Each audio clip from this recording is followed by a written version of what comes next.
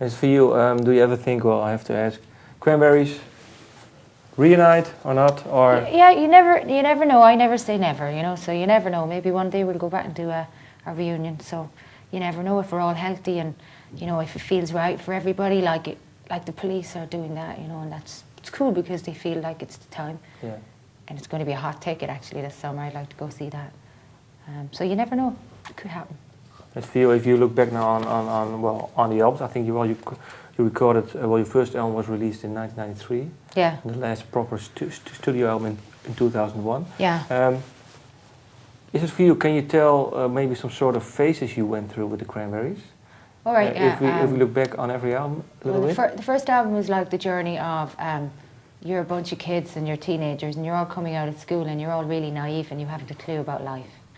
And you want your band to be successful, and then your band's really successful and it's fantastic and you're riding high in the success and you don't want to let it go, right? So you go straight into the studio maybe after 2 years of touring and you record another album, which usually in the music industry people think the second album's going to flop. They don't think you're going to have a good second album or whatever. The second album was bigger than the first actually, and it took us to even a higher status of fame and success. But I think that a lot of people find fame difficult to deal with because it's completely unrealistic and it's completely not normal. So I think on the third album, probably maybe in hindsight, if we chilled out after No Need to Argue and took it easy, it would have been okay, but we kept going again. And on the third album, it was like running and running and running, and suddenly you're running too fast and then you fall down. And so it was a really bad time. We were all wrecked tired, and I had a nervous breakdown. And then I got better, and it was the first time that I realised that you have to slow down. You can't do everything, and you can't take too much on your plate because you're only human. And life's not always about just winning and winning. Maybe life's about more than winning. Maybe it's about just being in the game and having fun. So then I disappeared for probably a year or something. And I remember that was the year that, because I was in Canada at the time, and I got better over a period of maybe 6 months or a year, and then I got pregnant and I had my first son. Taylor, yeah. He'd be 10 this year. That was 10 years ago. So, and then I learned a big lesson through that mistake that I'd made. Just slow down, take it easy, and to know when to say enough's enough, like, do you know what I mean, and go home. But was it hard to do? Because I think it's hard to do when you've lived a life for, I don't know, 5 or 10 years, then you get more experience and you get wiser. Yeah, I know, but sometimes it's hard to change your old way of life. You have to be really focused on your new way of life. No, you learn as you go along. So the next album that came out after that was Wake Up and Smell. It was Bury the Hatchet. Yeah, right. And after Bury the Hatchet, I had another child, and then we brought out Wake Up and Smell the Coffee, and we did that tour, Wake Up and Smell the Coffee, and then we went straight out on the Greatest Hits and did a tour there. And then it was time to stop and sit down and relax for a long time, and that's what I did.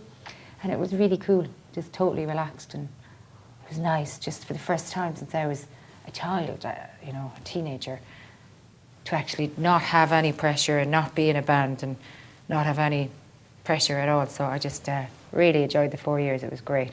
But then I felt that it was time to bring out this record and to do something else with my life, productive and interesting and artistic, and because I feel that I'm not too old to tour.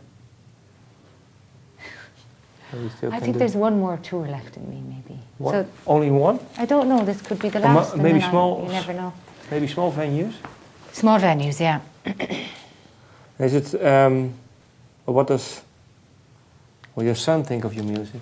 Pardon? What does your son think of your music, Taylor? They don't really listen to it that much, I don't really play it. It's work. It's what we call Mammy's work. Mammy's work.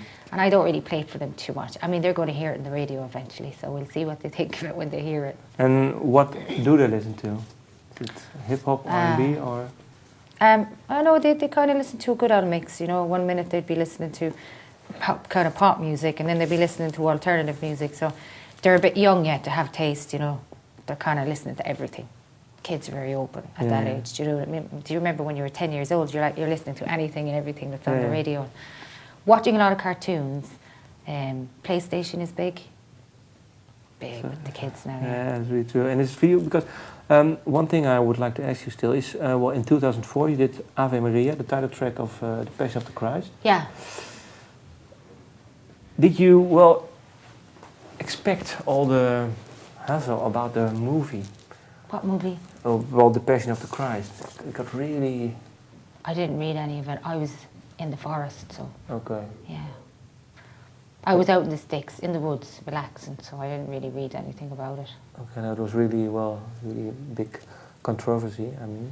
But so you didn't think, wow... Did you see the movie? Wow. I saw some of it.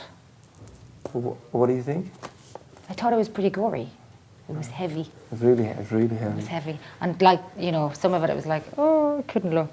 It was like, but actually the song wasn't in the movie anyway. No, it was only on the soundtrack. I know, yeah. Yeah. And